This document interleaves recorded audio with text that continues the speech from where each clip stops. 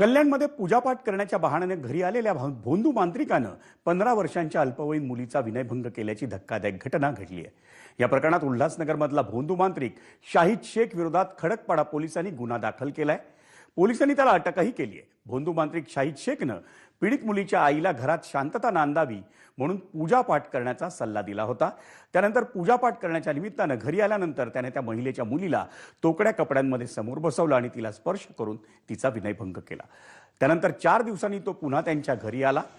त्यावेळी त्याने त्या अल्पवयीन मुलीशी लगट करण्याचा प्रयत्न केला। त्यानंतर त्या मुलीच्या घाबरलेल्या आईनं तातडीनं खडकपाडा पोलीस स्थानकात तक्रार केली।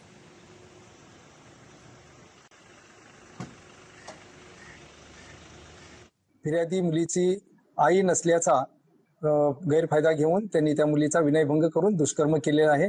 त्या अनुषंगाने खडकपाडा पोलीस ठाणे या ठिकाणी 234/2026 अन्वये BNS कायदा प्रमाणे गुन्हा दाखल केलेला आहे। त्याचबरोबर सह पोक्सो ऍक्ट सुद्धा लावलेला आहे। आपण त्यामध्ये जादूटोणा प्रतिबंधक ऍक्ट याप्रमाणे सुद्धा कलमाची त्या ठिकाणी वाढ करण्यात येऊन सदर आरोपीला अटक केलेली आहे। सध्याच्या वाढलेल्या तापमानानं